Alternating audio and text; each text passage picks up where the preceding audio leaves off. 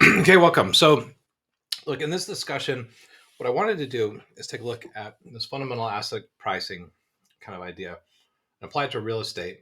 Give you a chance to kick around some Zillow data and have you kind of hopefully open up your eyes to see so just maybe something about the local real estate market and how this can be applied to real estate and how it might be applied to the overall just the prospect of us potentially having a housing bubble here at the end of 2023 into 2024 and saying just what that might look like. So what the kind of interesting point that I'm going to show is that while we talk about macroeconomics, we talk about is there a housing bubble or not, all this type of things. Is a housing bubble 2.0? So those are questions, but the overlying idea is that look, there's a lot of different variation in different types of asset classes, especially in real estate.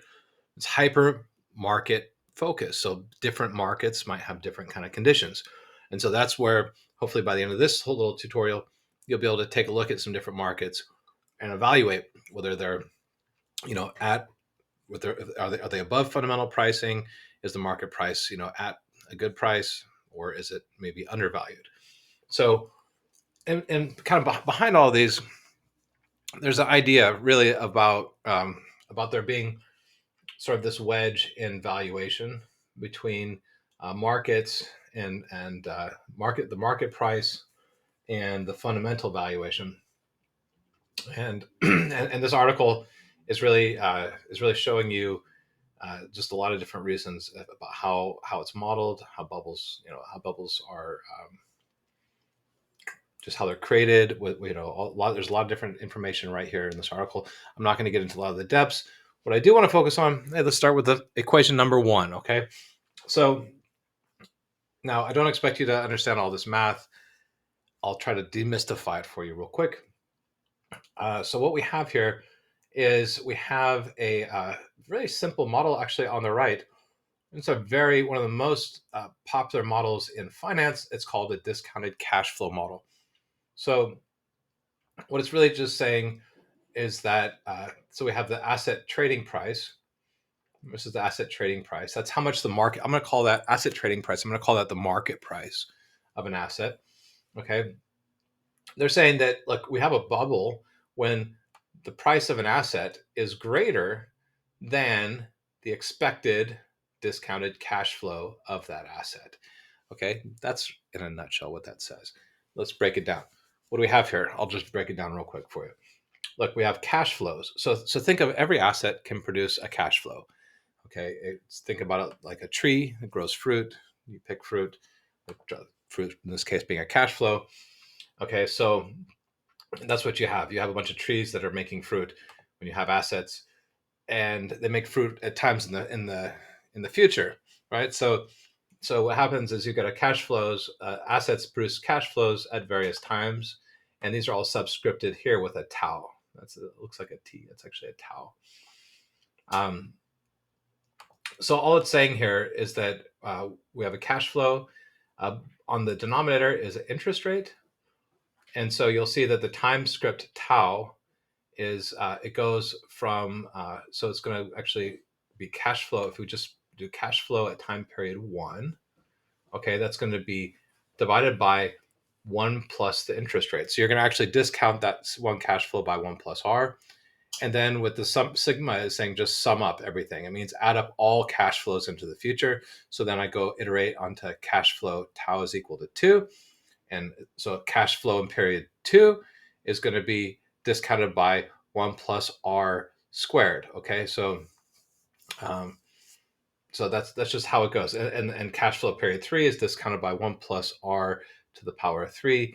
And you just discount future cash flows by more and more. And then what you're doing is you're just adding up that entire series of cash flows. And outside of all of that is this thing called an expectation operator. What's that? That just means that you're standing here at the current period and you're looking forward into the future, and you have a lot of information about how the economy works, and you're just making an expectation about these future cash flows, about what the size of the cash flow, about what the interest rates might do. You have all these type of expectations, and you're looking forward into the future. And you should have an expectation as to how much those discounted cash flows actually are in the current period. And in a perfect setting, that value should actually be equal to the market price. If you have that condition, then actually you have a condition. So if your cash flows are equal to your market price, then you actually have a very sort of fundamentally well priced asset. Okay, when the market price is greater than that summation of cash flows, then you have a bubble. Okay, and and then sometimes actually what happens is those actually correct. There's all this. We'll talk a lot about bubbles, how they correct, but when they correct, a lot of times the market price can even fall below that expected summation of cash flows. Okay, of course you could argue that expectations got shifted and all these sorts of things, but I will just say that a lot of times when bubbles burst, there's sort of a mania that follows in terms of the buy, and there's also a mania that follows in terms of the sell, and a lot of times there's overselling and over panic, and that drives the actual price lower than what actually might be fundamental, and that's a great buy. Okay, so there's also oftentimes a lot of great buys. If you just have this very simple idea that I'm about to show you, then you'll be able to tell what's a good buy, what's not a good buy, and make maybe some prudent financial decisions. Okay, so with that said, I want us to turn to the Zillow actually database. And first off, what I'm gonna have you do is actually look at a few different local areas. Okay, now they're all local, so they're all going to have very similar types of characteristics. In fact, I might even just ask you to do one that's not local, just so you can see the big difference. I'm definitely going to show you one here today, just so you see the big difference. But first things first is just find a property. Okay, so grab a property in the area that I've asked you to. And the nice thing about Zillow, besides having the price and all those other types of information, is that it also gives you the estimated cost per month. Okay, so estimated cost per month is actually going to include a lot of different things. It's going to include taxes, HOA fees, all kinds of different types of costs, and you should be accounting for all these. And what we're going to do is we're just going to look at this. We're going to look at this cost per month, and we're just going to look at it in terms of the rents. So here's the rent. Zillow also has rent estimates. $16.25 a month is the rent estimate for this house. And look at this. This is such a good buy. Like for 16, so that means if I bought this house for $13.47, I'd be paying $13.47 a month. And if I can rent it out, and I should do some market research here. This is just Zillow research, very light research. But if I could rent, and it's not accounting for things like vacancy, and I could go a lot more intricate. But $16.25, you see, I'm pocketing about $300 every month in positive cash flow. Okay, so what does that mean? That means that so what we can consider here is, and again, I'm going to bring this back, is you have sort of you could look at this infinite sum of cash flows. This might look sort of mathematically sort of intimidating. You can look at the market price.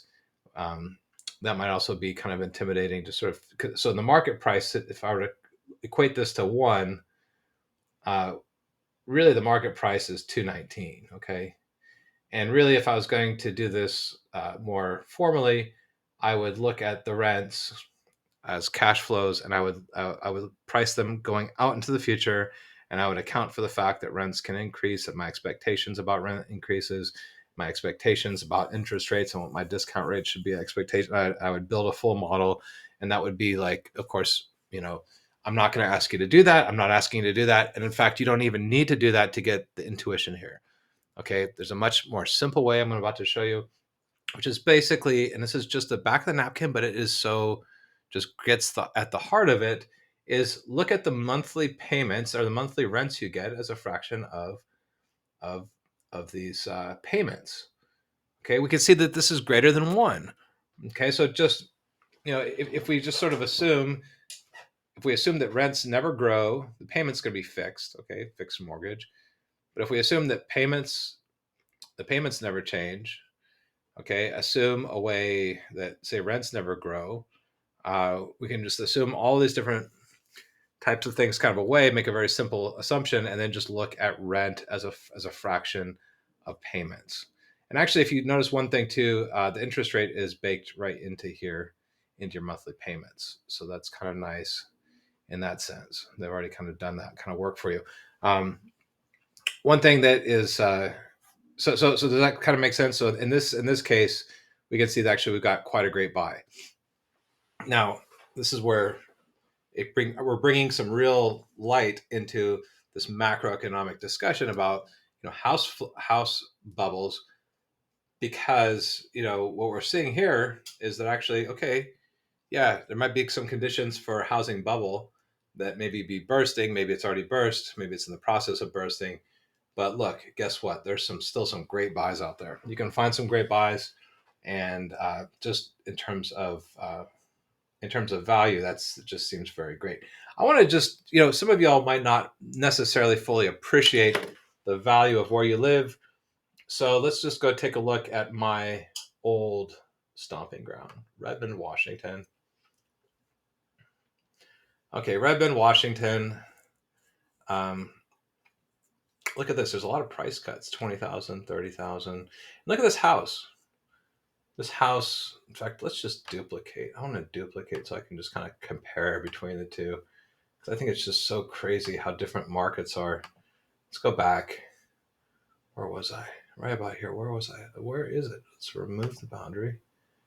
Where is it? There it is, right there.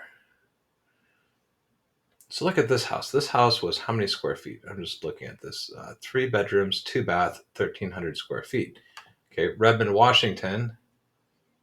3 bedrooms, 3 baths, slightly bigger, very older, and $1 million. Okay, 5 times as much. That's crazy, right? Now, it's also dropping a good amount. Let's go take a look at it. Let's look at the rent. Okay, so estimated price to buy this house, you're going to be paying $7,000 a month as your mortgage. How much of that can you get back in rent? Look at that. Only $3,700 in rent. That means you can only get about half of your mortgage payment. Only about half of it you can get back in rent. That means you're in the hole almost $4,000 every month. Over 3,000 some change anyway. Every single month that you're in this house, you see quite a different picture. So you can see that the sort of the price that you're having to pay, this price out versus cash flow in, okay, versus cash flow in, you're losing money. And you can see that definitely is a signal that this particular property would be much more subject to bubble type pressures. So if the bubble's going to break, if the bubble's going to burst, I'll put my money that this house is going to be the one suffering. Okay, that's the kind of thing that you can tell, and that's where you can make better kind of decisions just with that kind of simple off the cuff intuition. In fact, let's go look at the price.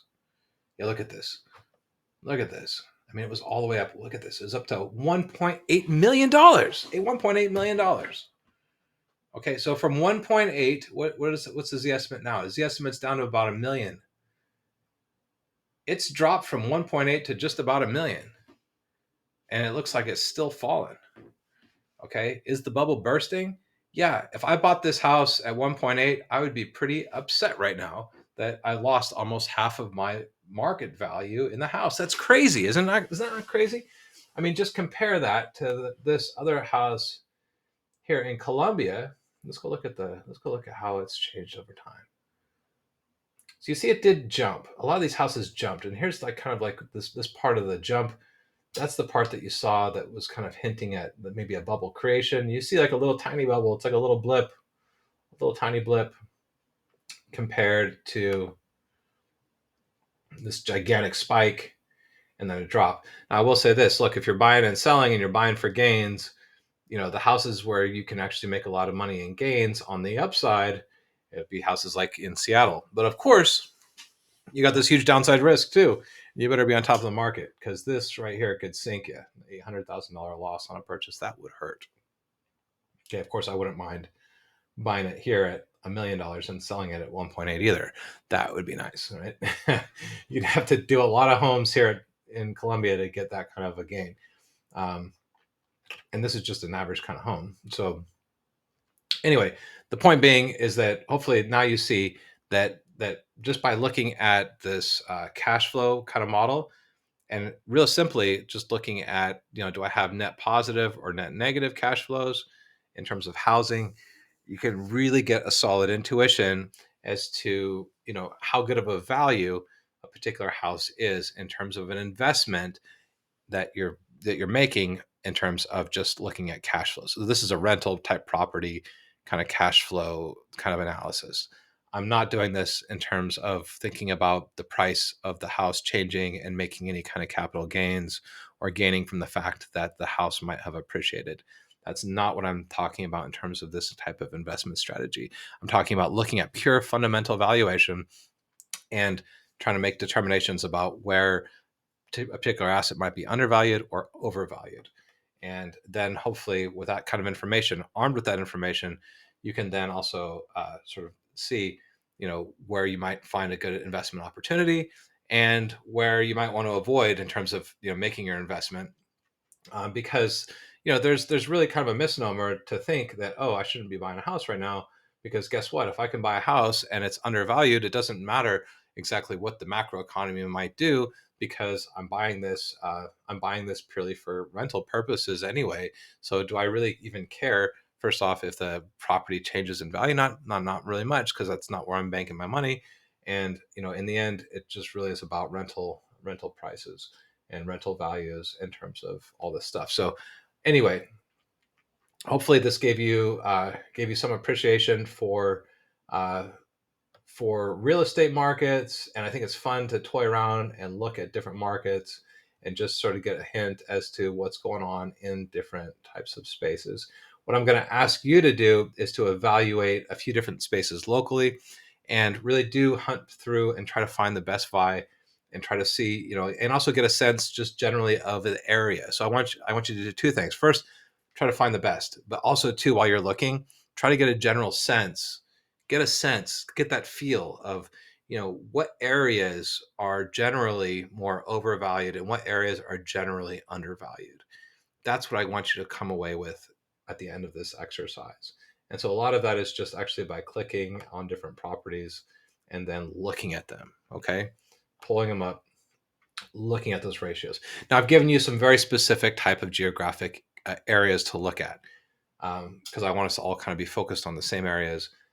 Please try to get a sense of the general and try to find the best. Okay, that's kind of the task, and that's it. So I hope you enjoy the exercise, and that's what I've got for you.